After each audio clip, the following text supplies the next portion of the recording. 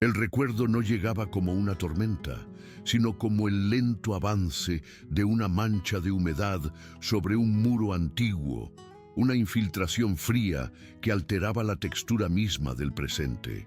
Manuel Ortega se encontraba en su taller, ese santuario de madera y silencio a la sombra de la Plaza Mayor, cuando el muchacho llamó a la puerta.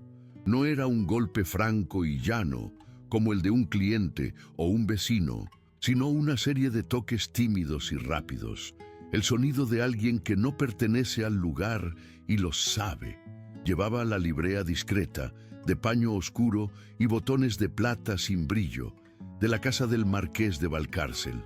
Su presencia era una anomalía, un fragmento de la opulencia del barrio de Salamanca que había errado hasta este dédalo de calles donde el aire olía a aceite frito, a cuero y a carbón. Manuel se secó las manos en el delantal de serga, notando el contraste del áspero tejido contra la piel de sus palmas, una piel que conocía la seda del barniz y el mordisco de la gubia. El muchacho le tendió un sobre. Era de un blanco cremoso, grueso al tacto, y el lacre que lo cerraba llevaba el sello de un león rampante grabado con una precisión exquisita. No era una invitación, ni una nota de agradecimiento. Era un veredicto. Lo supo antes de romper el sello con esa certeza visceral que a veces precede a la desgracia. Su mente, desobediente, retrocedió 24 horas al salón de los Valcárcel. Recordaba el peso exacto de las teclas de marfil del gran piano de cola, la forma en que la luz de gas se reflejaba en la madera de palisandro pulida hasta convertirla en un espejo oscuro. Recordaba el aroma que llenaba la estancia, una mezcla compleja de cera de abeja, del polvo de los libros encuadernados en piel que abarrotaban las estanterías y del perfume casi imperceptible de las gardenias que doña Clara llevaba prendidas en el talle de su vestido. Y la recordaba a ella, el momento en que, tras tocar suavemente unos acordes de Albéniz para probar la afinación, ella se había acercado. No había nadie más en esa esquina del vasto salón. Habían hablado de música, solo de música, pero en ese breve instante, el abismo que los separaba pareció encogerse hasta convertirse en una línea fina, casi invisible, dibujada sobre la alfombra persa. Ahora, sosteniendo el sobre, sentía el frío del papel contra sus dedos, un frío que parecía emanar de las palabras que contenía, una sentencia dictada desde un mundo al que se le permitía acceder solo como una función, nunca como un hombre. El sonido del papel, al rasgarse, fue desproporcionadamente alto en el silencio del taller, un desgarro nítido que pareció cortar el aire cargado de polvo y olor a resina.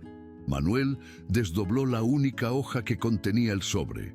La caligrafía era impecable, angulosa y regular. La mano de un secretario o un mayordomo. Alguien entrenado para comunicar decisiones, no emociones. Las palabras estaban dispuestas con una cortesía tan perfecta que resultaba más cruel que cualquier insulto. Su señoría, el marqués de Valcárcel, le agradece los servicios prestados hasta la fecha. No obstante, ha decidido contratar los servicios de otro profesional para el futuro mantenimiento de sus instrumentos. Le deseamos la mayor de las suertes en sus quehaceres. No había una razón, ni una excusa, ni un solo resquicio por el que pudiera colarse una pregunta. Era un muro de cortesía, tan liso e impenetrable como el mármol de la chimenea de aquel salón. El despido no era un acto de ira, era un acto de limpieza, la eliminación silenciosa de un elemento que había dejado de estar en su sitio. El golpe no fue al orgullo de su oficio, pues sabía que su trabajo era intachable. El golpe fue a su persona, la vergüenza le subió por el cuerpo como una fiebre, un calor que le quemaba las mejillas. Volvió a ver el rostro del marqués, vislumbrado por un instante al otro lado de la sala. Una máscara de disgusto aristocrático, una mirada que no juzgaba la música, sino la proximidad. Su crimen no había sido una palabra fuera de lugar, ni un gesto demasiado familiar. Su crimen había sido la simple y llana presunción de compartir un momento de humanidad con doña Clara.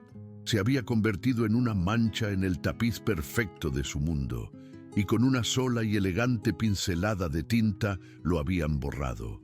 Apoyó la mano sobre la superficie de su banco de trabajo, sintiendo la veta familiar de la madera de nogal bajo sus dedos, una textura honesta, real, un ancla en medio de la humillación. El mundo exterior seguía su curso, el lejano tintineo de un tranvía, el pregón de un vendedor ambulante. Pero dentro de él todo se había detenido en el instante en que leyó aquella frase. Había sido un necio al pensar que las notas de un piano podían construir un puente. Solo habían servido para recordarle la profundidad insalvable del foso. Si te cautivan las historias en las que el amor debe sobrevivir a la clase social, al silencio y a elecciones imposibles, suscríbete ahora para acompañar este viaje hasta su final tranquilo e inolvidable. Apretó la carta en su puño, el papel crujiendo como hojas secas, el insulto convertido en un objeto físico que podía sentir y casi destruir, aunque sabía que la herida que había infligido era ya imborrable, grabada en un lugar que sus manos no podían alcanzar. Con un esfuerzo de voluntad, obligó a sus dedos a soltar el papel arrugado. Lo alisó sobre la madera del banco, las arrugas como cicatrices sobre la pulcra caligrafía. Releer las palabras no disminuía su poder. Al contrario, magnificaba la frialdad calculada de su construcción. Una reprimenda, un grito, incluso una acusación falsa, habrían sido preferibles. La ira habría sido un reconocimiento, una admisión de que él, Manuel Ortega, un simple artesano, tenía la capacidad de provocar una emoción en un hombre como el Marqués de Valcárcel. Pero esto era diferente. Esto era el equivalente social a que un criado retirase un plato sucio de la mesa. Un acto funcional, desprovisto de cualquier sentimiento. Dobló la carta con cuidado, siguiendo los pliegues originales, y la dejó en una esquina del banco, un pequeño monumento blanco a la colisión invisible que acababa de sufrir. Su mente, como un animal enjaulado buscando una salida, escapó de nuevo al recuerdo de ella, no a la imagen de doña Clara de Valcárcel, la hija del marqués, una figura inalcanzable en un salón dorado, sino al instante preciso en que, mientras él tocaba los primeros compases de Asturias, ella había cerrado los ojos.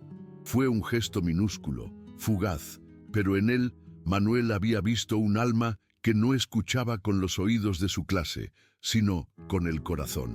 Había visto a una prisionera en una jaula de oro que reconocía en la música la misma melancolía que anidaba en ella. Su voz, cuando se acercó, no fue la de una dama dando una orden, sino el murmullo de una confidente. Esa melodía encierra una pena que conozco.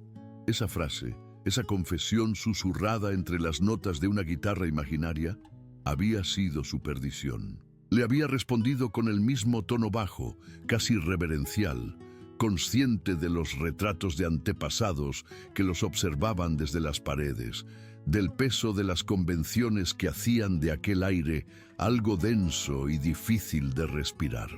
Recordaba el aroma de su presencia, no solo el de las gardenias, sino algo más sutil, el olor a lino limpio y a la tenue fragancia del papel de sus libros. Era el aroma de un mundo que le estaba vedado y que ahora le resultaba tan dolorosamente lejano como una estrella. Su padre se lo había repetido hasta la saciedad desde que era un niño. Eres un fantasma necesario, Manuel. Entras, devuelves la armonía y desapareces. Nadie debe notar que has estado ahí, solo que la música suena mejor.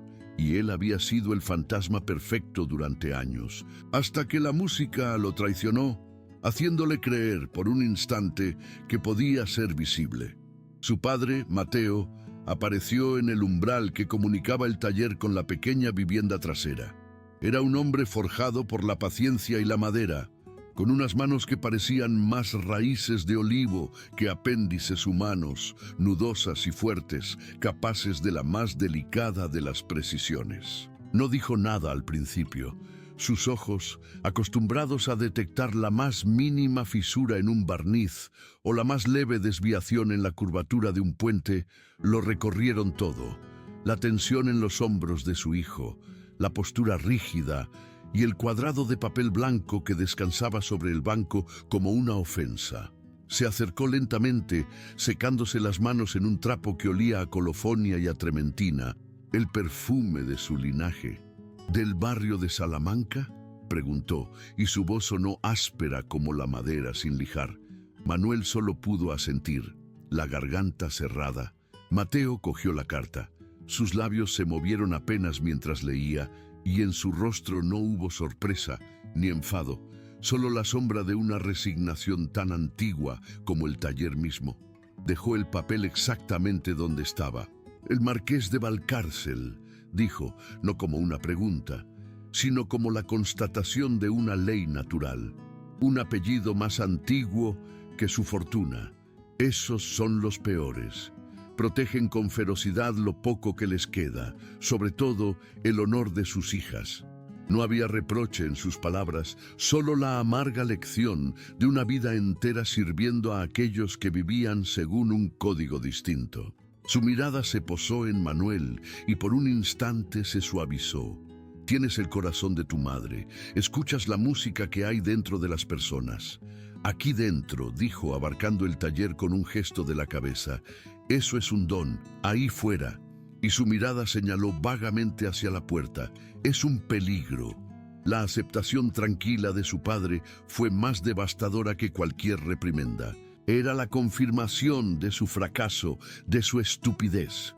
No solo se había humillado a sí mismo, sino que había puesto en peligro el precario equilibrio que les permitía sobrevivir, rompiendo la regla de oro de la invisibilidad que los Ortega habían observado durante generaciones. Se sintió culpable, aplastado por el peso de la decepción silenciosa de su padre. Había traicionado su confianza, no por un acto de malicia, sino por un momento de debilidad, por la simple y estúpida necesidad de conectar con otro ser humano a través del arte que amaba. El silencio se hizo denso, roto solo por el zumbido de una mosca que se golpeaba contra el cristal de la ventana, un ser diminuto y atrapado, luchando contra una barrera que no podía ver. Se sintió exactamente igual que ella. Su padre le puso una mano en el hombro, un gesto de consuelo tan infrecuente que le sobresaltó, y el peso de aquella mano callosa le pareció menos un apoyo que el eslabón de una cadena que lo ataba sin remedio al lugar del mundo en que le había tocado nacer. La luz de la tarde comenzó a retirarse del taller, y las motas de polvo que danzaban en el último rayo de sol pasaron de ser doradas a grises. Los sonidos de Madrid se filtraban a través de los gruesos muros, amortiguados y familiares. El pregón de un afilador, el retumbar de un carro sobre los adoquines de la cava baja, el tañido solemne de una campana de iglesia marcando la hora. Para Manuel, esos sonidos siempre habían sido el pulso de su mundo, el ritmo constante e inmutable de una vida definida por el oficio, el barrio y un lugar claro en el orden de las cosas. Hoy, por primera vez, ese ritmo le sonaba a los barrotes de una celda. Paseó la mirada por el taller, por los violines a medio terminar que colgaban del techo como aves durmientes, por las hileras de formones y cepillos ordenados con una precisión casi monacal, por las pilas de madera de abeto y arce que esperaban pacientemente su turno para recibir una voz. Este lugar había sido su reino, un refugio donde la habilidad de sus manos le convertía en soberano. Ahora, el olor a cola y a barniz se le antojaba empalagoso, y las herramientas, extensiones de su propio cuerpo, le pesaban como si fueran de plomo. La carta, ese pequeño rectángulo blanco sobre la madera oscura, había envenenado el aire. Y entonces, con la claridad de un golpe seco, lo recordó. el diapasón, el de ébano y acero, el que usaba para los grandes pianos de concierto por la pureza de su la. Lo había dejado allí, estaba seguro, lo había posado sobre el tapete de seda que cubría la tapa del piano, junto a sus otras herramientas, y con la precipitación de la despedida, con la mente aún vibrando por aquel breve encuentro, lo había olvidado. El pensamiento fue una nueva punzada, más aguda y personal que la propia humillación del despido. Aquel objeto era una parte de él, una extensión de su oído, la herramienta que le permitía encontrar la verdad en medio de la disonancia. Ahora estaba allí, abandonado en territorio enemigo. Se lo imaginó descubierto por una doncella que, al limpiar el polvo, lo miraría con extrañeza antes de desecharlo. O quizá, y la idea fue una chispa de calor suicida en el frío de su pecho, lo encontraría ella, Doña Clara. ¿Sabría lo que era? Lo sostendría sintiendo el equilibrio perfecto de su peso, la fría suavidad del acero y la calidez pulida del ébano. Comprendería que no era un simple trozo de metal, sino un instrumento para buscar la armonía pura, un símbolo de la verdad absoluta en un mundo de apariencias. Era una locura, una esperanza tan frágil como una tela de araña, la creencia de que un objeto inanimado pudiera transmitir el mensaje que a él se le había prohibido entregar. Era solo una herramienta, pero en su mente atormentada se convirtió en algo más. En el último acorde de su presencia en aquella casa, una nota perfecta y clara que había quedado suspendida en el aire justo antes del silencio. La pérdida material era insignificante, apenas unas pesetas, pero la sintió como una violación íntima y profunda, como si se hubiera dejado un fragmento de su alma en un lugar al que ya nunca podría regresar para reclamarlo. La memoria de sus primeros años en el taller no era una colección de hitos, sino una sensación continua, un aroma compuesto por capas de serrín de pino, el olor metálico y limpio de las herramientas recién afiladas y el aliento resinoso de la goma laca disolviéndose en alcohol.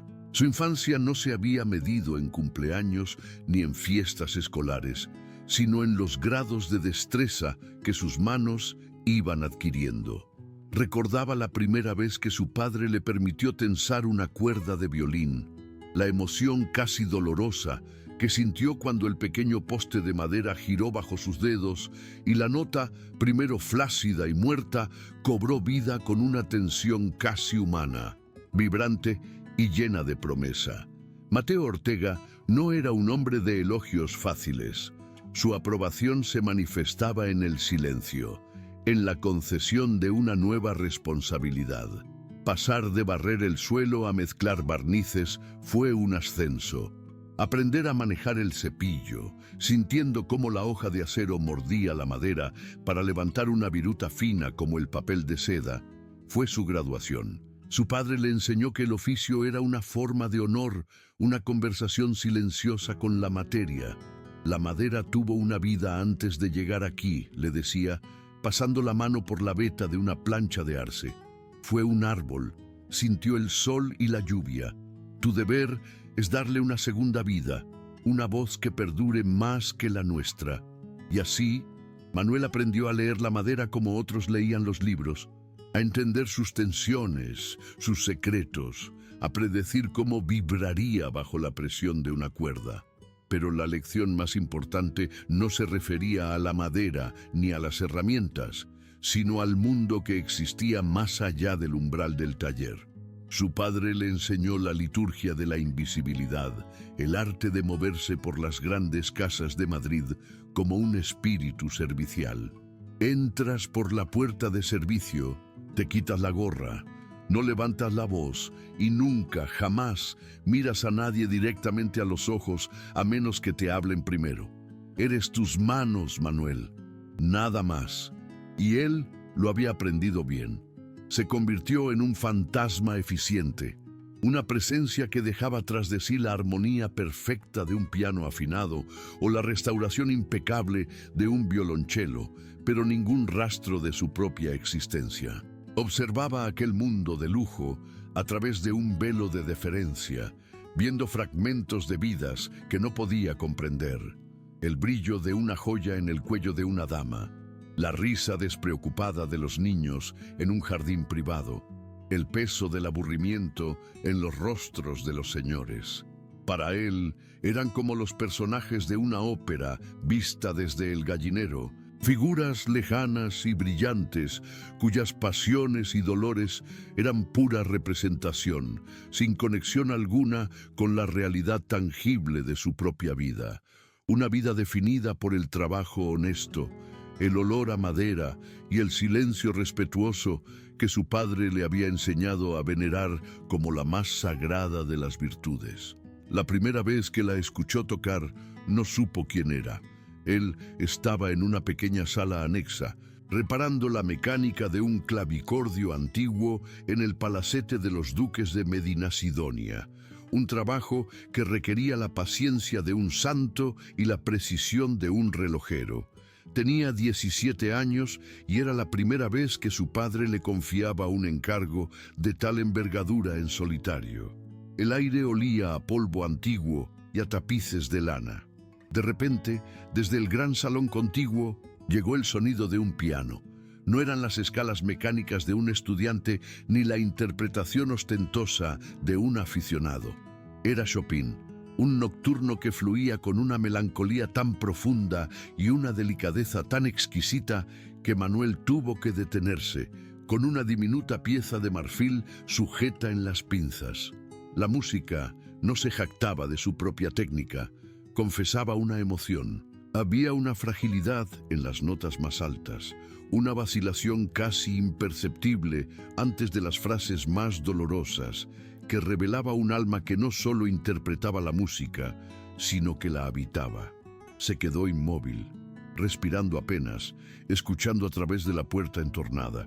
Era un sonido puro, una expresión de belleza que trascendía las paredes doradas, los retratos de antepasados y las rígidas convenciones de aquella casa. En ese momento, la música no era un adorno para una vida de ocio, era una necesidad, un lenguaje secreto que él, el hijo del artesano, comprendía perfectamente. Cuando la pieza terminó, el silencio que siguió pareció vibrar con la emoción que había dejado atrás.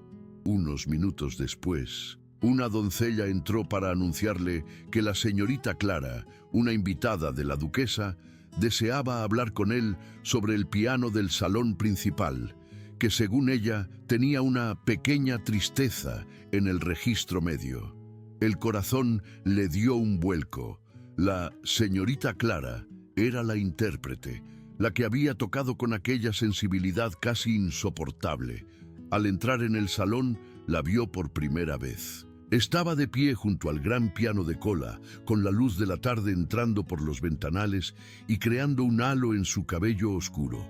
No era una belleza imponente ni distante. Había una seriedad en su mirada, una inteligencia tranquila que lo desarmó por completo. Ella no lo miró como a un operario, sino como a un colega, un iniciado en los mismos misterios. La nota sol, dijo en voz baja, casi como si compartiera un secreto, suena como si hubiera perdido la esperanza. Manuel, recordando las lecciones de su padre, bajó la vista y asintió. Pero en ese instante supo que la invisibilidad que había practicado durante tanto tiempo se había hecho añicos, rota por una sola frase que reconocía en él no solo a un afinador, sino a alguien que entendía el alma de la música. Su primer encuentro real, aquel en el que las palabras comenzaron a tejer el frágil tapiz de su relación, tuvo lugar meses después, de nuevo en el salón de los Valcárcel. Esta vez fue contratado para una afinación completa antes de una de las famosas tertulias musicales que organizaba la marquesa. El trabajo era largo y meticuloso y requería que pasara casi toda la tarde en la casa. Mientras trabajaba, con la tapa del piano levantada y sus herramientas dispuestas sobre un paño de fieltro, ella entró en el salón con la excusa de buscar un libro. Sabía, por la forma en que se movía, por la deliberada lentitud de sus gestos, que no era el libro lo que buscaba. Se sentó en un diván a cierta distancia, fingiendo leer, pero Manuel podía sentir sus ojos sobre él, observando el proceso con una curiosidad que nadie antes le había mostrado. No era la mirada impaciente de un cliente que espera que el trabajo termine, sino el escrutinio atento de alguien que intenta comprender el mecanismo oculto de la magia. Tras un largo silencio, ella habló. Mi profesor de piano dice que la afinación es una ciencia exacta, pero cuando le veo trabajar, parece más bien un arte. Su voz era suave, pero llevaba una carga de genuino interés que le obligó a levantar la vista. Es ambas cosas, señorita, respondió, sorprendido por su propia audacia. Las matemáticas nos dicen dónde debería estar la nota, pero solo el oído puede decirnos si tiene alma. Esa respuesta pareció complacerla. Cerró el libro y se acercó un poco más, manteniendo siempre una distancia protocolaria. Hablaron de temperamentos, de cómo la misma pieza podía sonar alegre o desoladora, dependiendo de los minúsculos intervalos entre las notas. Él le explicó la diferencia entre el temperamento igual, moderno y lógico, y los temperamentos antiguos, llenos de notas lobo, que aullaban con disonancia pero que daban a cada tonalidad un color emocional único. Ella escuchaba con una intensidad que lo abrumaba, asintiendo, haciendo preguntas que revelaban un profundo conocimiento. Por primera vez en su vida, Manuel no se sentía como un artesano explicando su oficio, sino como un hombre compartiendo su pasión. En un momento dado, le mostró cómo una simple tira de fieltro podía aislar una cuerda para afinar sus unísonos, y sus manos se acercaron por un instante sobre el arpa del piano. No se tocaron, pero el espacio entre sus dedos pareció cargarse de una energía que le hizo retirar la mano bruscamente. El aire se espesó con todo lo que no se decía, con la conciencia compartida del abismo que los separaba, un abismo que, por un breve y peligroso momento, su conversación sobre la música había logrado hacerle olvidar. En las visitas posteriores, su ritual de conversación silenciosa se fue consolidando, siempre bajo la apariencia de la casualidad y la estricta observancia de las formas. Él llegaba para realizar algún pequeño ajuste, una revisión estacional del instrumento, y ella, inevitablemente, encontraba una razón para estar presente en el salón. Su chaperona, una prima lejana de la marquesa, solía dormitar en un sillón junto a la ventana, creando una burbuja de intimidad vigilada en la que podían existir. Un día, Manuel trajo consigo un pequeño frasco de cristal. Contenía un aceite especial que él mismo había preparado, una mezcla de aceite de linaza, esencia de lavanda y otros secretos que había aprendido de su padre, diseñado para nutrir y proteger la madera de palisandro del piano. No era parte del servicio contratado, era un extra, un regalo que no se atrevía a nombrar como tal. Se lo presentó como una simple mejora técnica, para proteger la madera de la sequedad del invierno madrileño, explicó, evitando su mirada, mientras aplicaba una pequeña cantidad con un paño suave. El aroma a lavanda, limpio y silvestre, llenó la estancia, superponiéndose al olor a cera y a libros viejos. Ella se acercó para observar, y su perfume, el de las gardenias que solía llevar, se mezcló con el de la lavanda. «Huele a campo», dijo ella en un susurro, «a algo real». La palabra real se quedó flotando entre ellos, cargada de significado. En su mundo de apariencias, de gestos calculados y emociones reprimidas, aquel simple aroma, nacido de la tierra y del trabajo de sus manos, representaba una verdad que ella parecía anhelar. Él continuó puliendo la madera en silencio, sintiendo el calor que generaba la fricción bajo sus dedos, consciente de la proximidad de ella, de la tela de su vestido que casi rozaba su brazo. En ese momento, el piano no era solo un instrumento musical, era el altar en el que oficiaban su extraña y silenciosa comunión. Era el único objeto en el mundo que ambos podían tocar, el intermediario que permitía que sus mundos tan distantes se encontraran. La chaperona roncó suavemente en su sillón, y en ese instante de vulnerabilidad compartida, sus miradas se encontraron por encima de la superficie brillante de la madera. No fue una mirada larga, apenas un segundo, pero contenía un universo de reconocimiento.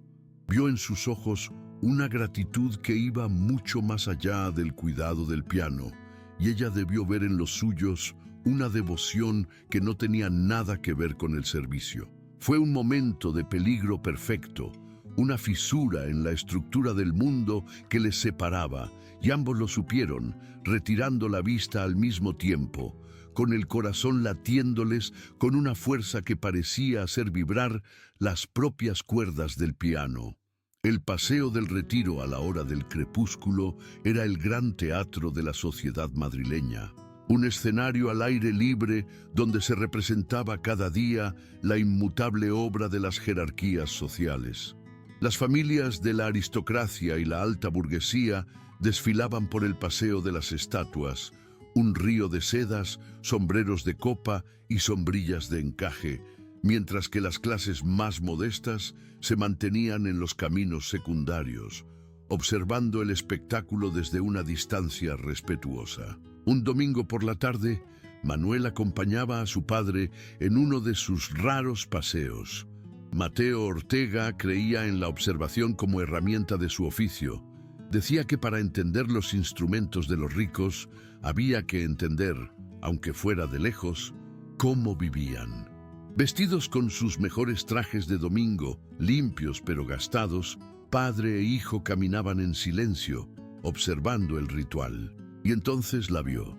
Clara paseaba del brazo de su padre, el marqués de Valcárcel, un hombre de porte rígido y rostro severo.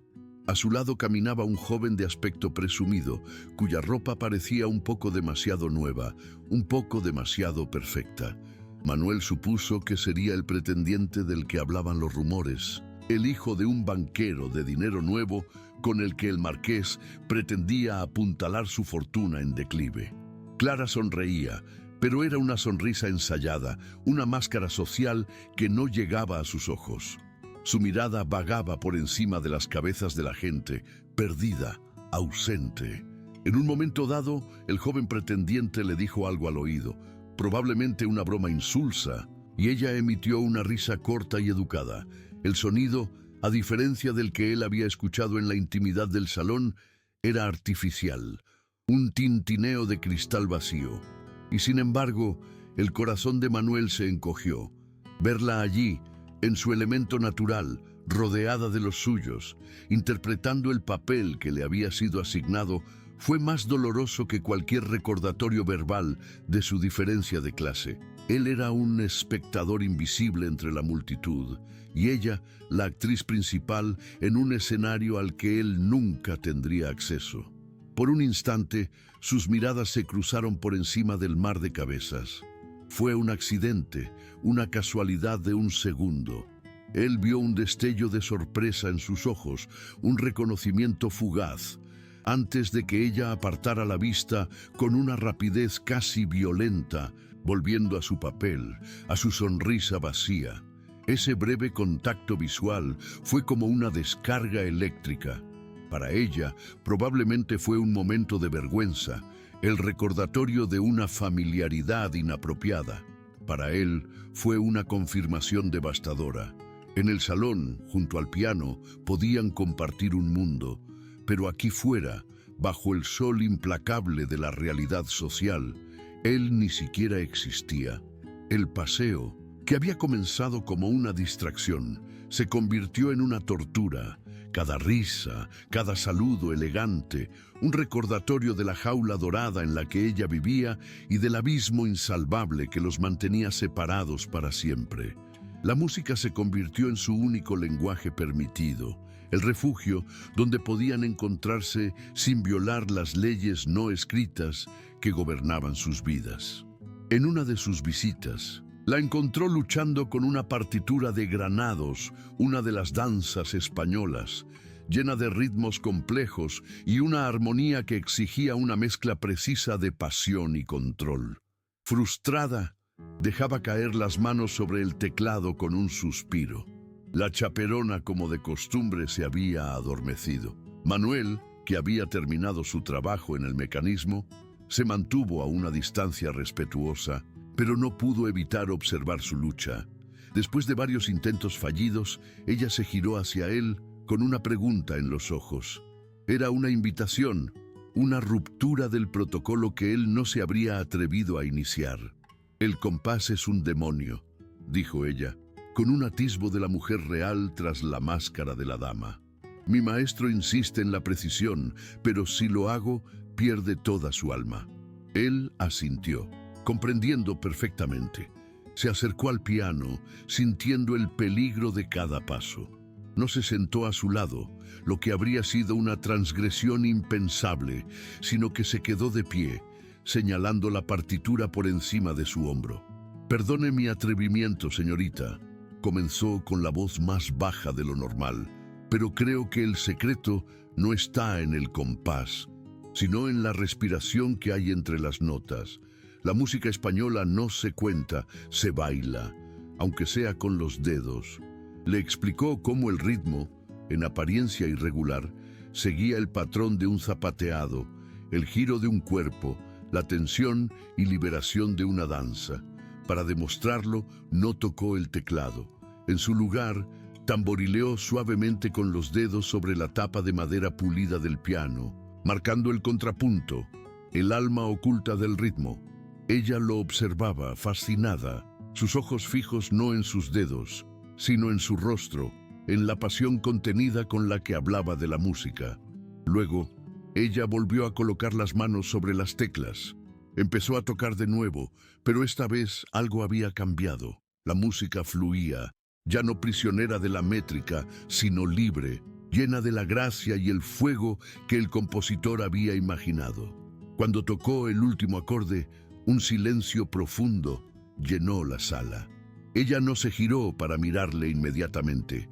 Se quedó con las manos suspendidas sobre el marfil, como si saboreara el eco de lo que habían creado juntos. Finalmente, levantó la vista y su «gracias» fue apenas un susurro. Pero en sus ojos había una gratitud tan intensa, una comprensión tan profunda, que Manuel sintió que le faltaba el aire. En ese momento, no eran una dama y un artesano. Eran dos almas que habían encontrado una armonía perfecta, una verdad compartida que era tan bella como imposible, y supo con una certeza aterradora que esa conexión, su mayor alegría, sería también la causa de su inevitable perdición. La tertulia en casa de los Valcárcel era el cenit de la temporada social, un evento donde la música servía de pretexto para el verdadero negocio de la noche. La exhibición de estatus, la negociación de alianzas matrimoniales y el sutil pero despiadado juego del prestigio. Manuel había sido llamado para una última revisión del piano, para asegurarse de que su voz estuviera perfecta para el virtuoso que iba a tocar esa noche. Se le permitió trabajar en un rincón del salón mientras los invitados comenzaban a llegar. Una sombra necesaria en medio del resplandor de las joyas y el murmullo de las conversaciones. El aire era denso, cargado con el perfume de nardos, el olor a cera de las velas y el humo de los puros que los caballeros fumaban en la biblioteca contigua. Él se concentraba en su tarea, ajustando un macillo aquí, templando una cuerda allá, creando una isla de orden y precisión en medio del caos social. Se sentía como un sacerdote preparando el altar para un rito en el que nunca podría participar. Una vez terminado su trabajo, y mientras esperaba discretamente para ser despedido, se sentó al teclado para una última prueba. No tocó nada ostentoso, nada que pudiera llamar la atención. Eligió los primeros compases de Asturias de Albéniz, una pieza que para él contenía toda la melancolía y el orgullo de su tierra. La tocó suavemente, con los pedales pisados, de modo que la música sonara como un recuerdo, un susurro que se filtraba entre las conversaciones. Y entonces ocurrió. El murmullo del salón pareció disminuir y sintió una presencia a su lado. Era Clara.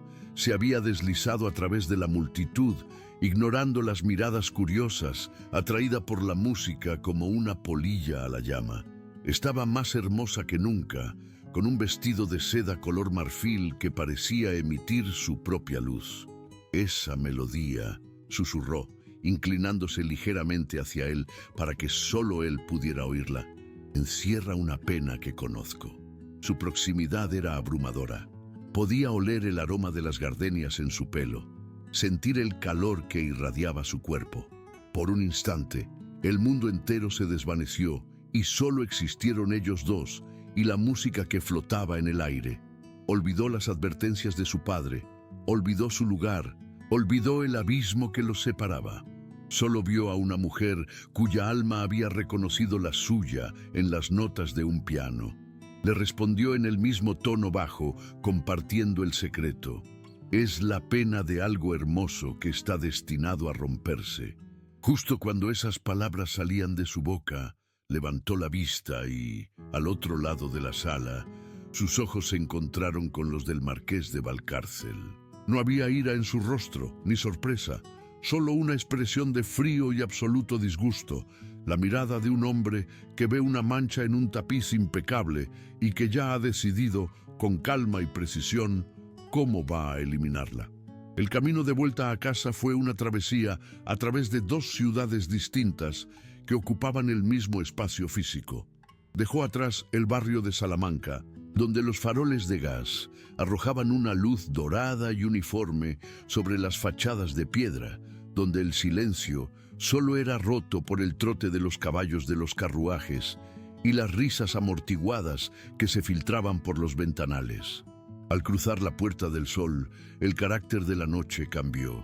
Las calles se volvieron más estrechas y oscuras, el aire más denso, impregnado del olor a comida frita, a vino derramado y a la humanidad hacinada del Madrid de los Austrias. Manuel caminaba sin rumbo, con el eco de la música y el peso de la mirada del marqués luchando en su interior. Cada paso que daba sobre los adoquines irregulares de su barrio era un regreso a la realidad, un recordatorio contundente de quién era y a dónde pertenecía. La memoria del salón, con sus luces, sus perfumes y la cercanía de Clara, parecía ahora un sueño febril, una alucinación peligrosa. Intentó reconstruir la escena en su mente una y otra vez, desesperado por encontrar una interpretación inocente. ¿Había sido solo su imaginación? Quizá el marqués simplemente tenía esa expresión severa por naturaleza. Una conversación sobre música no era un crimen. No habían hecho nada malo, no habían dicho nada inapropiado. Se aferraba a la lógica, a la razón, intentando construir una defensa contra un juicio que aún no se había pronunciado. Pero un instinto más profundo, una sabiduría heredada de generaciones de sirvientes y artesanos, le decía que había cruzado una línea invisible. El crimen no estaba en el acto, sino en la presunción. La presunción de que podía compartir un momento de auténtica conexión humana con alguien como doña Clara de Valcárcel. La presunción de que la música podía ser un puente lo suficientemente fuerte como para salvar el abismo social. Al llegar a la pequeña plaza donde se encontraba su taller, se detuvo. La fachada oscura, con sus postigos cerrados, le pareció a la vez un refugio y una prisión. Durante toda su vida, aquel lugar había representado la seguridad, la dignidad del trabajo, un mundo sólido y comprensible.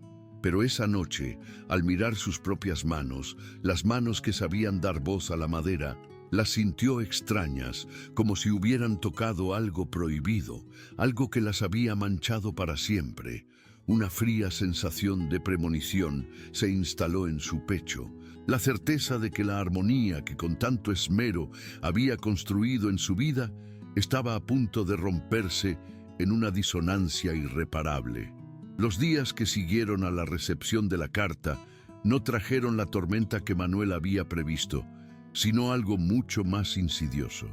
Un silencio absoluto, una ausencia de eco que confirmaba la total insignificancia de su existencia para el mundo de los Valcárcel. La vida en el taller continuó con su ritmo inmutable, dictado por el sol que entraba por el ventanal y el lento secado de los barnices. Su padre, Mateo, nunca volvió a mencionar la carta. La había retirado del banco de trabajo y la había hecho desaparecer, como si quemara la prueba de una enfermedad vergonzosa. Sin embargo, su presencia silenciosa era un comentario constante. Observaba a Manuel con una atención renovada, notando cómo sus manos, antes tan seguras y fluidas sobre la madera, ahora a veces vacilaban, como su mirada se perdía en la distancia mientras lijaba el mástil de un violín. Manuel se sumergió en el trabajo con una ferocidad casi desesperada, buscando en la disciplina del oficio un antídoto contra el veneno de la humillación. Pero la alegría se había marchitado. El aroma de la madera de arce, que antes le hablaba de promesas y de música, ahora solo olía a serrín. Las herramientas, antes extensiones de su voluntad, se sentían pesadas y ajenas en sus manos. El fantasma de la casa Valcárcel lo perseguía, no en forma de recuerdos vívidos, sino como una sensación física, un frío persistente en el fondo de su pecho. Y en el centro de ese frío residía la imagen del diapasón de ébano y acero. Se había convertido en una obsesión, un ancla para su angustia, lo había dejado atrás. Un objeto tan personal, tan intrínsecamente ligado a su identidad como artesano, ahora yacía abandonado en aquel salón, un rehén silencioso en territorio enemigo. Se torturaba imaginando su destino. Barrido por el plumero de una doncella, arrojado a un cajón con otros objetos olvidados, su nota pura y perfecta silenciada para siempre. A veces, en un delirio de esperanza masoquista, se permitía imaginar que ella, Clara, lo encontraba, que lo sostenía en sus manos sintiendo su peso, su equilibrio, su fría promesa de armonía. Comprendería su significado, vería en él no solo una herramienta, sino un símbolo de la verdad que habían compartido, aunque fuera por un instante. Era un pensamiento inútil y doloroso, pero no podía evitarlo. El diapasón era el último vestigio de su presencia en aquel mundo, su última conexión tangible con ella. Se aferraba a su memoria como un náufrago a un trozo de madera, porque soltarlo significaría aceptar que el silencio que ahora lo envolvía era, en efecto, el final definitivo de todo. Pasaron las semanas y el silencio de la casa Valcárcel se solidificó, pasando de ser una ausencia de comunicación a una declaración de intenciones tan clara y cortante como el cristal. El invierno se instaló en Madrid, un invierno seco y cruel que parecía agrietar la piedra de los edificios y el ánimo de sus gentes. El brasero del taller ofrecía un calor mezquino que no lograba disipar el frío que Manuel sentía por dentro. Su padre, al verlo consumirse en una melancolía silenciosa, intentó distraerlo con nuevos desafíos. La compleja restauración de una viola da gamba del siglo XVII, un encargo de un coleccionista que requería toda su pericia y concentración. Manuel aceptó el trabajo, agradecido por la distracción, y durante horas lograba perderse en los intrincados detalles de las incrustaciones de nácar y en el delicado proceso de injertar madera nueva en la vieja. Pero en los momentos de pausa, cuando levantaba la vista de la filigrana del trabajo, su mente regresaba inevitablemente al salón del palacete. Se dio cuenta de que su conexión con Clara había sido una anomalía, un ecosistema frágil que solo podía existir en la acústica particular de aquella habitación, con el piano como único sol y la música como única atmósfera. Fuera de allí, bajo el cielo implacable de la realidad social madrileña. Esa conexión no tenía aire para respirar. Había sido borrado de su vida con la misma eficiencia con la que se eliminaba una nota incorrecta de una partitura. Era una aniquilación social, tan completa y silenciosa que le hacía dudar de si aquellos momentos habían existido realmente. Quizá se lo había imaginado todo, la intensidad de su mirada, el secreto compartido en su voz.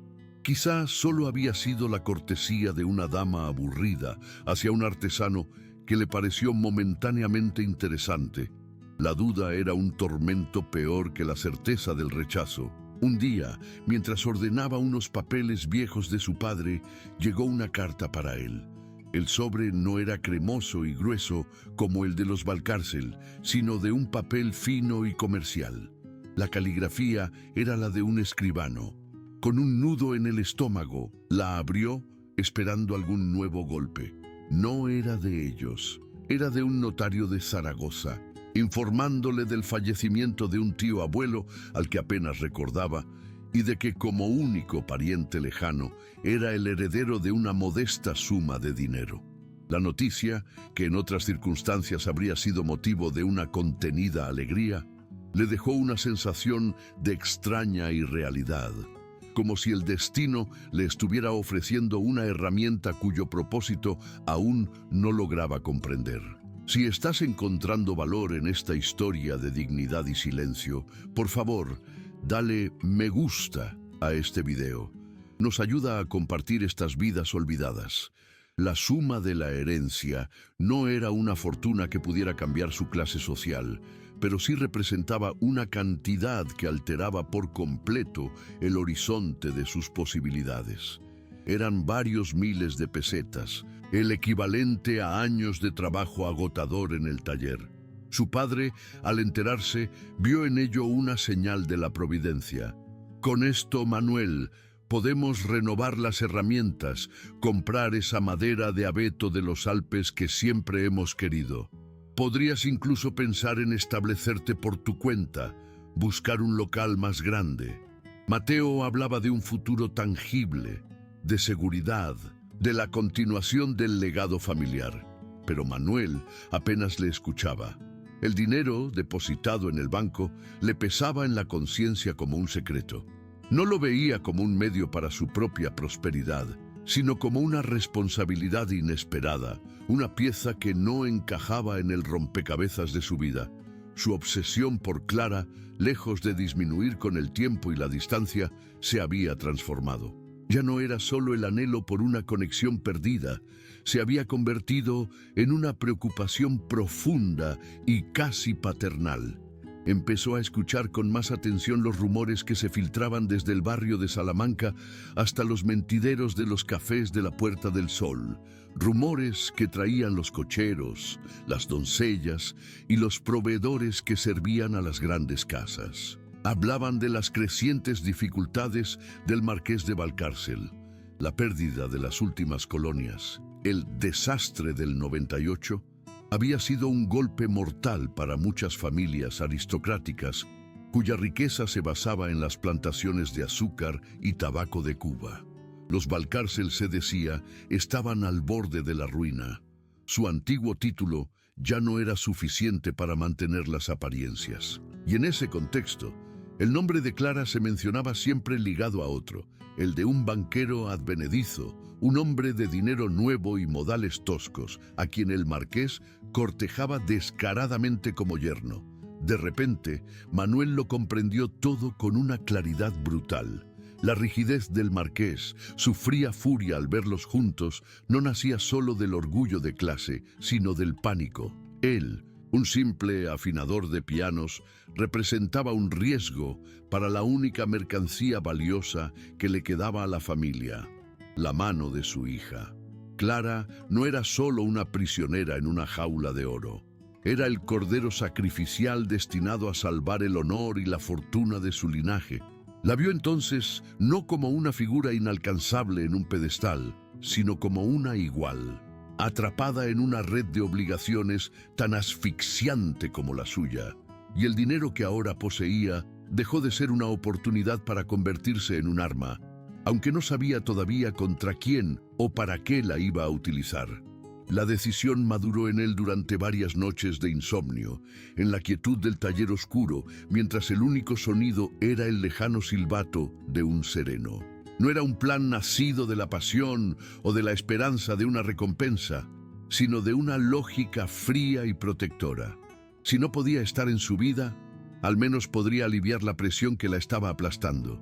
Se vistió con su mejor traje, el mismo que usaba para ir a la ópera en las raras ocasiones en que podía permitírselo, y se dirigió a una calle estrecha detrás del Palacio de Justicia. Allí se encontraba el despacho de un procurador del que había oído hablar, un hombre conocido por su discreción y por manejar los asuntos financieros más delicados y vergonzosos de la alta sociedad. La oficina olía a polvo de legajos, a cera de lacre y a los secretos inconfesables de generaciones de deudores y acreedores. El procurador, un hombrecillo calvo, con unos anteojos que magnificaban sus ojos astutos, lo recibió con una mezcla de curiosidad y desdén. Manuel se sintió inmediatamente fuera de lugar. Su honestidad de artesano, una torpeza en aquel mundo de subterfugios legales. Con voz firme, tratando de que no le temblara, le explicó su propósito. A través de los mismos canales de información que le habían traído los rumores, se había enterado de una deuda específica que ahogaba al marqués. Un préstamo a corto plazo sobre una de sus fincas en Andalucía, cuyo vencimiento era inminente y cuya ejecución pública supondría una humillación insoportable para la familia. Manuel instruyó al procurador para que, utilizando los fondos de su herencia, comprara esa deuda de forma completamente anónima. El procurador lo escuchó sin mover un músculo de su cara, y cuando Manuel terminó, se quitó los anteojos y los limpió con un pañuelo. «Joven», dijo con una voz seca como el pergamino, «¿comprende usted lo que me está pidiendo? Quiere usted convertirse en el acreedor de un marqués de España, y quiere hacerlo sin que él lo sepa. Esto no es una obra de caridad. En el momento en que esta deuda sea mía o de la entidad pantalla que creemos para este fin, usted tendrá el poder de arruinar a ese hombre con un simple requerimiento». Manuel tragó saliva. «Mi única condición», respondió, «es que la deuda se congele, que no se reclame, que se deje dormir en un cajón. Quiero que esa amenaza desaparezca de su vida, nada más». El procurador lo miró fijamente durante un largo instante, sus ojos magnificados tratando de escrutar el alma de aquel cliente tan inusual. Finalmente esbozó una sonrisa que no llegó a sus ojos. «Entiendo. Un gesto muy caballeroso y muy caro. Sepa usted que por este servicio no recibirá ni gratitud ni reconocimiento. Para el mundo y para la familia Valcárcel, usted seguirá sin existir. ¿Está seguro de que es esto lo que desea?». La pregunta del procurador resonó en el aire polvoriento de la oficina, cargada con el peso de la lógica y el cinismo de un hombre que había visto demasiadas veces la locura humana disfrazada de nobleza. Pero para Manuel no había locura en su decisión, solo una certeza tranquila y absoluta. «Estoy seguro», respondió, y su propia voz le sonó extraña, como si perteneciera a un hombre más viejo, a alguien que ya había tomado todas las decisiones importantes de su vida. El resto del proceso fue una ceremonia fría y burocrática.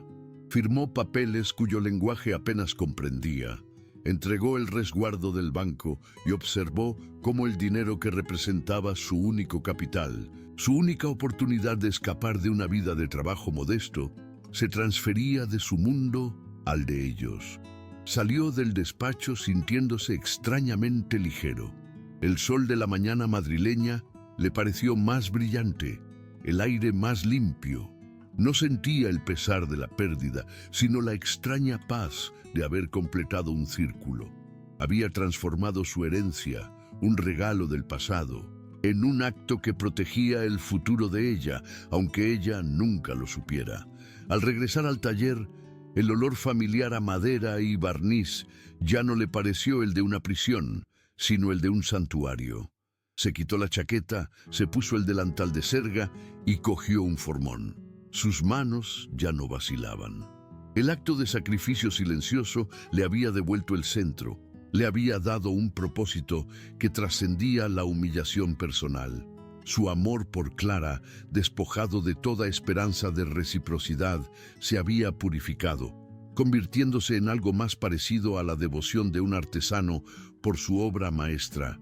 Un deseo de proteger su belleza y su integridad a cualquier coste, incluso si eso significaba no volver a verla jamás. Comenzó a trabajar en la viola da gamba con una concentración renovada. Cada pasada del cepillo, cada nota que afinaba, una oración silenciosa por su bienestar. Ya no era un fantasma resentido, se había convertido en un guardián invisible, y en esa nueva identidad encontró una forma de honor que nadie, ni siquiera un marqués, podría arrebatarle jamás. Una tarde, mientras aplicaba la última capa de barniz a la viola, escuchó a través de la ventana abierta el sonido de un organillo callejero que tocaba una melodía popular. Era una de las danzas españolas de Granados, la misma que ella había luchado por dominar en el piano, y el recuerdo de su frustración y su posterior triunfo le atravesó el corazón, no con dolor, sino con una ternura inmensa y distante. El tiempo, en el taller, se medía por el lento curado de la madera y el cambio de las estaciones reflejado en la luz que entraba por el ventanal. Pasó el invierno y la primavera trajo consigo un aire más suave y el murmullo de una actividad social renovada en la ciudad. Manuel se enteró de la noticia como se enteraba de todo lo que concernía a ese otro mundo, de forma indirecta, como un eco lejano. Estaba en una pequeña tienda cerca de la Plaza Mayor comprando cuerdas de tripa, cuando vio el periódico sobre el mostrador. En la sección de sociedad, una breve nota anunciaba con un lenguaje florido y formal el compromiso matrimonial de doña Clara de Valcárcel con don Ramiro Fuentes, el distinguido banquero. La noticia no le sorprendió. Era la conclusión lógica, el final predecible de la historia. Sin embargo, leer sus nombres impresos en negro sobre el papel le produjo una punzada sorda, la confirmación definitiva de que la puerta a aquel mundo se había cerrado para siempre. No sintió celos del banquero, ni ira. Lo que sintió fue una profunda melancolía por ella. Se la imaginó atrapada en una vida de cenas formales, de conversaciones sobre finanzas y política, su talento musical reducido a un mero adorno para entretener a los invitados de su marido. Se preguntó si alguna vez, en la soledad de la noche, tocaría para sí misma aquellas piezas de Chopin o Albéniz que tanto amaba, y si en esas notas encontraría un refugio para su alma. Su propio sacrificio, la compra anónima de la deuda, le pareció entonces un gesto pequeño, casi inútil. No la había liberado, simplemente había reforzado los barrotes de su jaula, asegurándose de que estuvieran dorados y fueran respetables. Había salvado el honor de su familia, pero a costa de la libertad de su espíritu. Esa constatación fue la lección más amarga de todas, que en su mundo, el honor y la libertad eran a menudo enemigos irreconciliables. Se consoló pensando que al menos su acto le había permitido a ella cumplir con su deber sin la carga adicional de la humillación pública.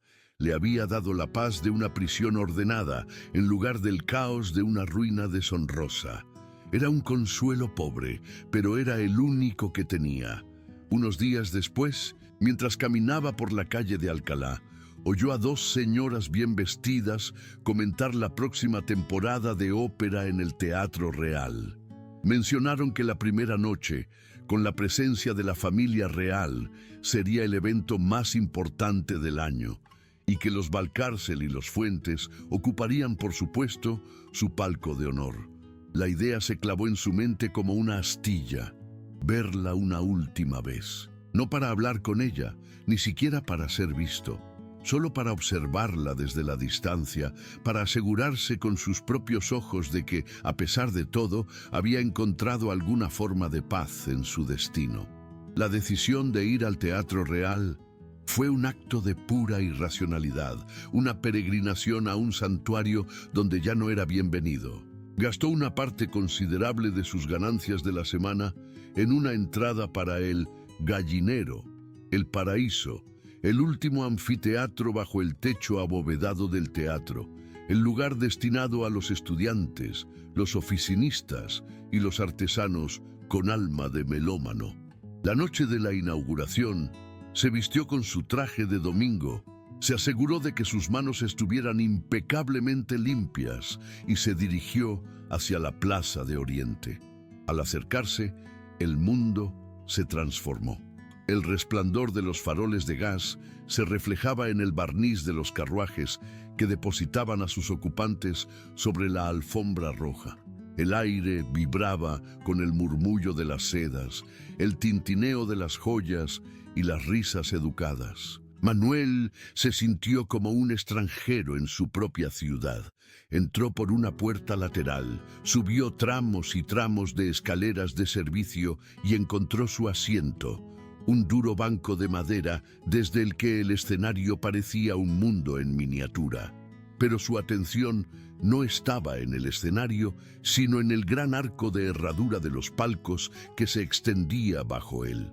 Eran como pequeños teatros privados, cajas de terciopelo rojo y dorado donde se representaba la verdadera función de la noche, la de la sociedad observándose a sí misma. El murmullo de la orquesta, afinando sus instrumentos, subía hasta él como un rumor de olas. Las luces de la gran araña de cristal brillaban sobre las cabezas, los hombros desnudos y las tiaras de las damas. Y entonces la vio. Entró en el palco que correspondía a su familia, del brazo de su prometido.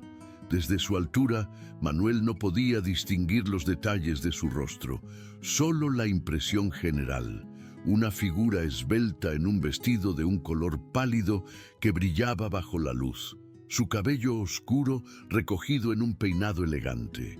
A su lado, el banquero parecía corpulento y satisfecho de sí mismo, saludando con la cabeza a otros ocupantes de los palcos. Ella no saludaba, permanecía quieta, una estatua de perfecta compostura. Las luces del teatro comenzaron a atenuarse, la sala se sumió en una penumbra expectante y el director levantó la batuta. La ópera comenzó, pero Manuel no la escuchaba. Sus ojos estaban fijos en aquella figura distante, tratando de descifrar, a través del abismo de la distancia y la clase, si en la quietud de su postura había resignación, tristeza o una paz que él nunca podría comprender. La ópera era Aida, una historia de amor imposible aplastado por el peso del deber, la lealtad y la guerra entre dos mundos. Desde su asiento en el gallinero, Manuel no necesitaba los prismáticos para sentir la ironía. El escenario, un Egipto de cartón piedra y terciopelo pintado, le parecía menos real y a la vez más honesto que el verdadero drama que se desarrollaba en los palcos de abajo. Podía oler el polvo acumulado en las cortinas de su anfiteatro, el sudor cercano de sus vecinos, la cáscara de naranja que alguien había dejado caer. Eran los olores de la vida real, un contrapunto terrenal a la nube de perfume caro que sin duda flotaba en los niveles inferiores. Su mirada, sin embargo, no abandonaba el palco de los Valcárcel. Veía a Clara como una figura de marfil tallado, inmóvil en su asiento. A su lado, el banquero se movía, se ajustaba los gemelos, susurraba comentarios a la marquesa, su futura suegra. Pero ella permanecía absorta, aunque Manuel dudaba que estuviera viendo la ópera. Su quietud era la de una persona que ha escapado a un lugar dentro de sí misma, un santuario interior donde nadie más puede entrar. Se preguntó si, en ese refugio silencioso, ella pensaba a veces en la música que habían compartido, en el aroma a lavanda y madera de su aceite, en el alma de un piano que sonaba como si hubiera perdido la esperanza. Él desde su atalaya se sentía como Radamés enterrado vivo, viendo a su Aída a través de una piedra sellada, consciente de que el aire que respiraban pertenecía a universos distintos e irreconciliables. La música de Verdi se hinchaba, llenando el vasto espacio con una pasión trágica, y cada nota parecía hablar de su propia renuncia. No se arrepentía de su decisión, del sacrificio de su herencia. Al contrario, al verla allí, prisionera en su palco de honor, entendió que su acto no había sido una locura romántica, sino una necesidad, la única forma que tenía de devolverle una pequeña parte de la armonía que ella le había regalado a él con solo cerrar los ojos al escuchar una melodía. El coro cantaba la marcha triunfal, una celebración de la victoria y el poder. Pero a Manuel le sonó como una marcha fúnebre por todo lo que nunca podría ser. Cuando las luces se encendieron para el intermedio, el teatro entero pareció exhalar un suspiro colectivo. El murmullo de las conversaciones se elevó desde el patio de butacas y los palcos, una marea de comentarios sobre la soprano, los vestidos y las últimas noticias de la corte. La gente comenzó a moverse, a salir a los pasillos y al ambigú, un ritual social tan coreografiado como la propia ópera. Manuel permaneció en su asiento, observando desde arriba cómo el río de seda y frac inundaba los espacios dorados. Desde allí, las personas parecían peones en un tablero exquisito, moviéndose según reglas que él apenas entendía. Y en medio de esa marea, vio cómo el prometido de Clara la ayudaba a levantarse, posesivo y orgulloso, para conducirla al gran foyer. Fue entonces cuando la verdad de su propio poder oculto le golpeó con una fuerza renovada. El dinero que había entregado al procurador no era solo una suma de pesetas, era una llave que podría haber usado para forzar una puerta en ese mismo mundo. Podría haber comprado un negocio, adquirido propiedades, haberse creado una nueva identidad como un hombre de posibles. Quizás no habría alcanzado su estatus, pero podría haberse acercado lo suficiente como para ser tolerado, para que un matrimonio con una aristócrata arruinada fuera, si no deseable, al menos concebible. La tentación en aquel momento había sido real y nauseabunda. La idea de usar el dinero para comprar su aceptación, para convertir su amor en una transacción conveniente, le había parecido la profanación definitiva. Habría significado aceptar sus términos, jugar su juego, admitir que el valor de un hombre se medía por el grosor de su cartera y no por la habilidad de sus manos o la nobleza de su corazón. Ocultar su acto, mantener su anonimato, no había sido un gesto de humildad, sino de orgullo, un orgullo feroz y silencioso. Era su forma de decirles que su mundo, con sus títulos y sus deudas de honor, no tenía poder sobre el suyo. Él permanecía libre porque su sacrificio no pedía nada a cambio. No era una inversión, sino un regalo absoluto. Y mientras observaba el lento descenso de Clara por la gran escalinata, supo que debía bajar él también, no para buscarla, sino para reafirmar ante sí mismo la validez de su elección, para caminar entre ellos como un hombre libre, dueño de un secreto que le confería una dignidad que ningún título nobiliario podía comprar. El descenso fue un viaje a través de las entrañas del edificio, un recorrido por su anatomía social. Las escaleras del gallinero eran de madera desnuda, estrechas y empinadas, gastadas por los pasos de miles de espectadores anónimos. El aire era viciado y olía a cerrado, pero a medida que bajaba, el espacio se abría, la madera daba paso al mármol, y el silencio funcional era reemplazado por el eco de las voces y el tintineo del cristal. Cuando finalmente emergió en el gran foyer, el cambio fue abrumador. La luz de las arañas de cristal se multiplicaba en los espejos dorados, creando un laberinto de reflejos deslumbrantes. El aire era espeso, una mezcla embriagadora de perfumes florales, el olor a tabaco de los cigarros habanos y el aroma a champán. Se sentía como un buzo que emerge en un mundo con una atmósfera distinta, densa y difícil de respirar. Se mantuvo pegado a la pared, bajo la sombra de una columna, sintiéndose tan visible y a la vez tan invisible como siempre.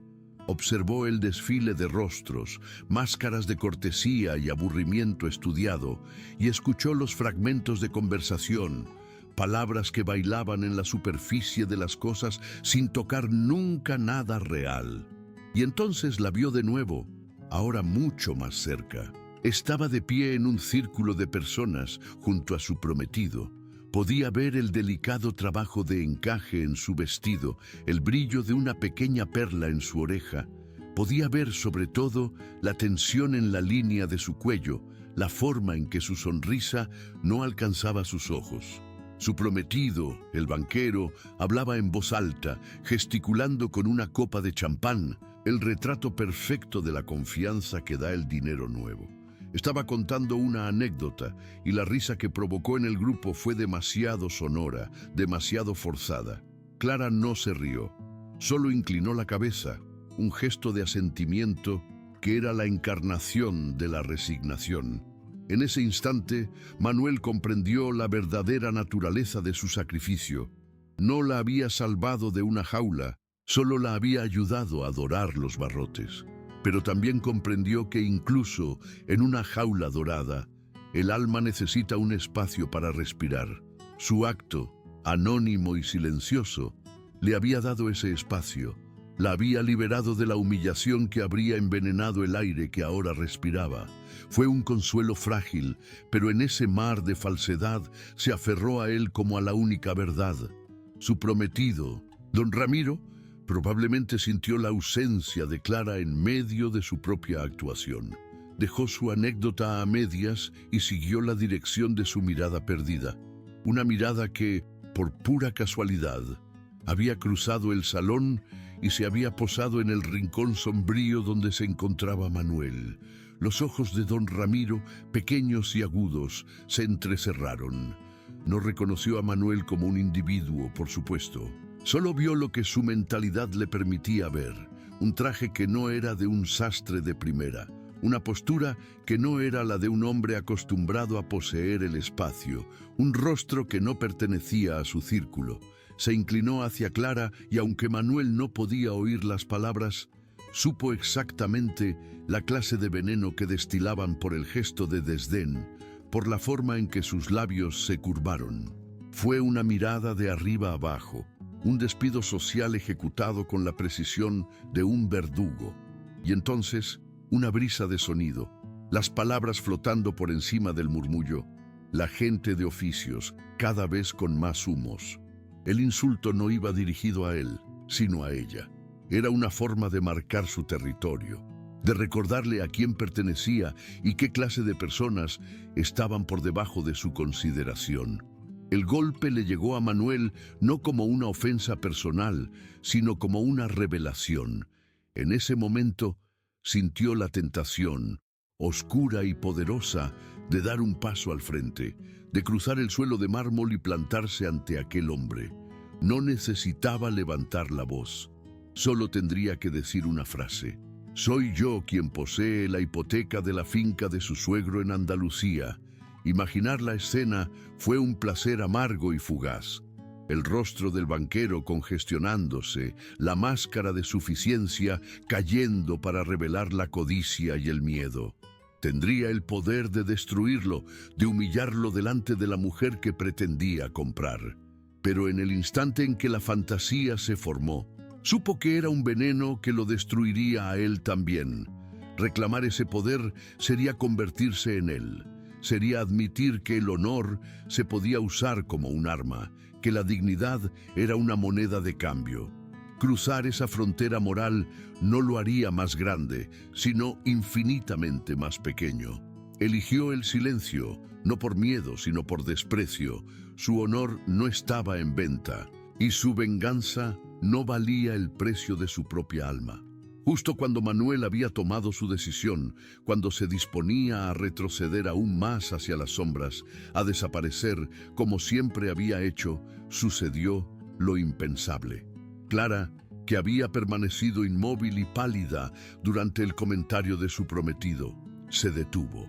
El pequeño grupo que los rodeaba siguió adelante, pero ella se quedó anclada en el suelo de mármol, creando una pequeña isla de silencio a su alrededor. Se giró lentamente hacia don Ramiro. Desde la distancia, Manuel no podía ver la expresión exacta de su rostro, pero vio cómo su espalda se enderezaba, cómo un imperceptible temblor de fuerza recorría su cuerpo.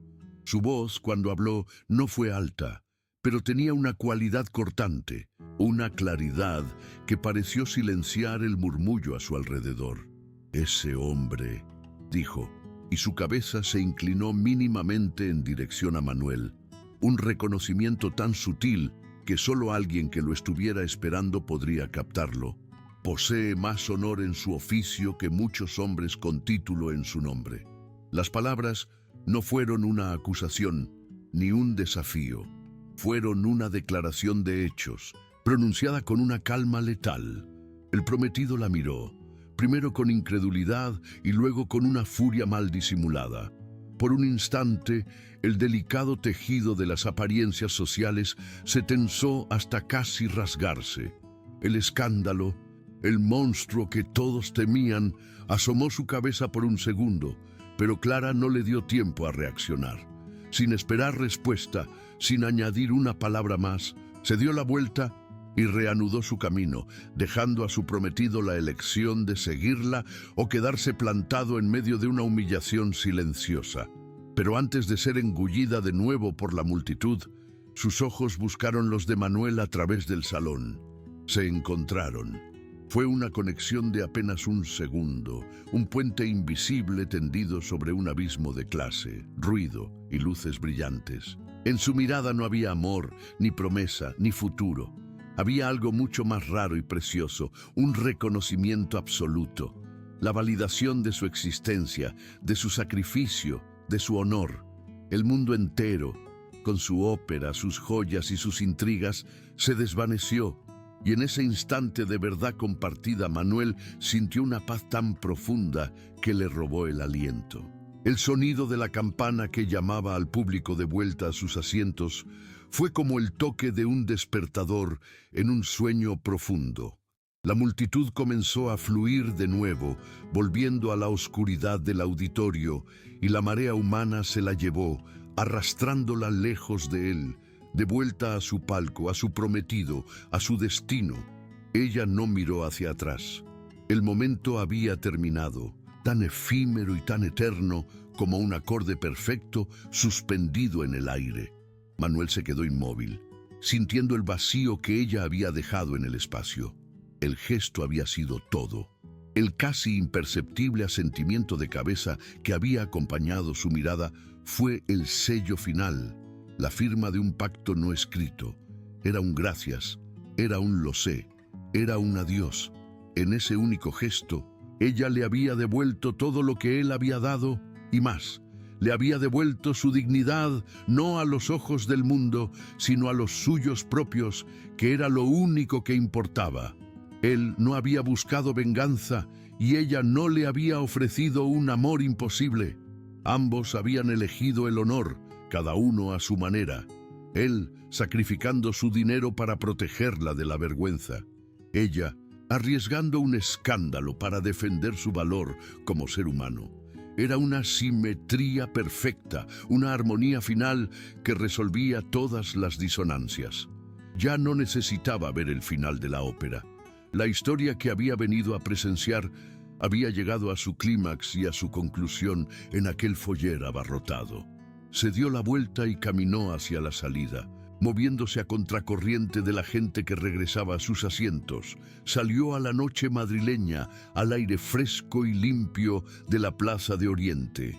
La fachada iluminada del teatro le pareció la de un mausoleo que guardaba un recuerdo sagrado. No sentía tristeza ni amargura, solo una inmensa y serena plenitud.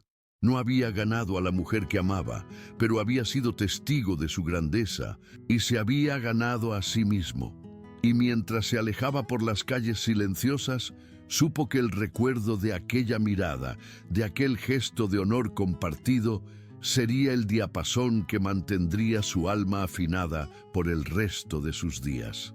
Los días que siguieron a la noche de la ópera no trajeron consigo la agitación ni la incertidumbre, sino una calma extraña y profunda, como la que se asienta sobre un campo después de una tormenta lejana que nunca llegó a descargar.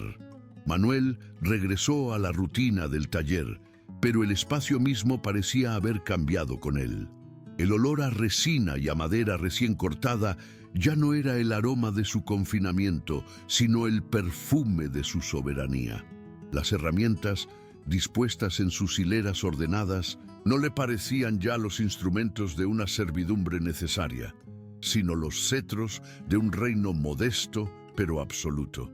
Se movía por el taller con una nueva economía de gestos, una serenidad que nacía no de la resignación, sino de una victoria íntima e invisible. El recuerdo del foyer del Teatro Real no era una herida a la que volver con anhelo o dolor, sino un ancla. La imagen de Clara, enderezándose para defender su honor, era la prueba irrefutable de que su sacrificio silencioso no había sido en vano. No la había salvado de su destino, pero le había devuelto el arma para enfrentarlo con dignidad. Había sido un acto de fe, la creencia de que un gesto de pura integridad podría resonar a través del abismo social, y ella, con su propia valentía, le había devuelto el eco. Ya no sentía la necesidad de huir de Madrid, ni de buscar una nueva vida. Su vida estaba allí, entre aquellas cuatro paredes, en la conversación silenciosa que mantenía con la madera. Su lugar en el mundo, que antes le había parecido una condena, se le reveló como una elección. Podría haber intentado comprar su entrada en el mundo de ella, pero al negarse, había afirmado la validez del suyo. Una mañana, mientras daba los últimos toques al barniz de una guitarra, oyó unos pasos discretos en la puerta. No era el golpe de un cliente, sino una presencia casi furtiva. Un muchacho, demasiado joven para ser un recadero oficial, le tendió un pequeño paquete envuelto en papel de estraza marrón y atado con un simple cordel. No había remitente, ni señas, ni sello de lacre. Era un objeto anónimo, un misterio depositado en el umbral de su mundo. Manuel lo tomó, sintiendo su ligereza, y el corazón, que había aprendido a latir con un ritmo sosegado, dio un único y violento vuelco, la premonición de que dentro de aquel humilde envoltorio se encontraba el último acorde de su historia. Dejó el paquete sobre el banco de trabajo, junto a un formón de hoja brillante y un puñado de virutas de arce que olían a bosque. Durante un largo minuto no se atrevió a tocarlo. Lo rodeó, lo observó desde distintos ángulos, como si el propio acto de mirarlo pudiera revelar su contenido y evitarle la conmoción de abrirlo. El papel de estraza era tosco, común, un camuflaje perfecto para lo que sospechaba que contenía. Era el tipo de envoltorio que se usaría para enviar un objeto sin llamar la atención, para borrar su rastro, para asegurar que su tránsito por la ciudad fuera tan anónimo como el gesto que lo había originado. Finalmente, con la precisión de un cirujano, deshizo el nudo del cordel. Sus dedos, acostumbrados a la delicadeza de las cuerdas de tripa y los puentes de ébano, trabajaron con una lentitud casi ceremonial. Desdobló el papel con cuidado y el contenido quedó expuesto sobre la madera oscura del banco. Allí estaba, su diapasón de ébano y acero, la herramienta que había sido el catalizador de su obsesión, el símbolo de la armonía perdida. La superficie del acero estaba limpia, pulida, y el ébano negro parecía absorber la luz del taller. No estaba solo. A su lado reposaba una única gardenia prensada. Sus pétalos, Antes de un blanco cremoso y carnoso, eran ahora del color del marfil antiguo, casi translúcidos, conservando la forma perfecta de su belleza pasada. No había nota, no era necesaria. Las palabras habrían sido una profanación, una torpeza en el lenguaje perfecto que habían construido.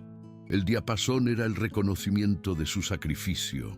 Ella sabía, o al menos intuía, que él había sido el guardián silencioso de su honor familiar. La gardenia era su respuesta, la confesión de un afecto secreto y la aceptación de su destino, un adiós tan definitivo y fragante como la propia flor. Manuel cogió el diapasón. Estaba frío al tacto, un frío honesto y verdadero. Luego, con una delicadeza infinita, levantó la gardenia. Era tan frágil que temió que se deshiciera en polvo entre sus dedos. Su aroma, casi desaparecido, era un fantasma, un eco del perfume que la había envuelto aquella tarde en el salón. Contempló ambos objetos juntos, el acero y la flor, su mundo y el de ella, la verdad y la belleza, la permanencia y la fugacidad, unidos por fin en un silencio que lo decía todo. Con un gesto deliberado, Manuel abrió un pequeño cajón de su banco de trabajo, un lugar donde guardaba las herramientas más preciadas y delicadas.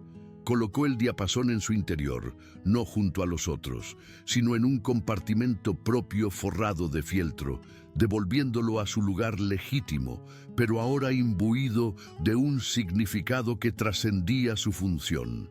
Ya no era solo un instrumento para encontrar la nota perfecta, era el recuerdo de un acto de honor que había afinado su propia alma. La gardenia requería un santuario diferente. Se dirigió a la pequeña estantería donde guardaba sus libros más queridos, tratados de acústica, biografías de compositores y un viejo ejemplar de los poemas de Becker. Abrió este último por una página al azar y con sumo cuidado depositó la flor prensada entre las hojas, como si plantara un recuerdo en el jardín de la poesía. Cerró el libro y supo que la flor permanecería allí, a salvo, su silenciosa fragancia impregnando las palabras de amor y pérdida para siempre. Al hacerlo, sintió que cerraba no solo un libro, sino un capítulo de su vida.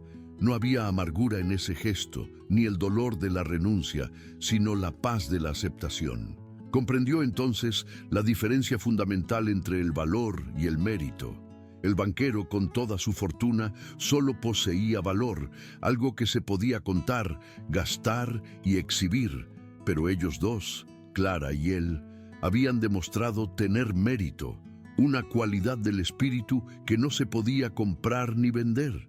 La verdadera riqueza no residía en lo que uno podía adquirir, sino en aquello a lo que estaba dispuesto a renunciar por principios, su herencia, sacrificada en silencio, y el amor de ella, reconocido y liberado en un solo gesto, eran el verdadero patrimonio que nadie podría arrebatarles. Se acercó a la ventana del taller y miró hacia la calle. El sol de la tarde doraba los tejados de Madrid y el murmullo de la ciudad le llegó como una música familiar y reconfortante. Ya no se sentía un extraño ni un prisionero. Era un hombre en su lugar, un artesano en su reino, dueño de un secreto que le había enseñado que la dignidad más auténtica es la única riqueza que verdaderamente importa. Si crees que la verdadera dignidad es la única riqueza que importa, comparte esta historia. Gracias por escuchar.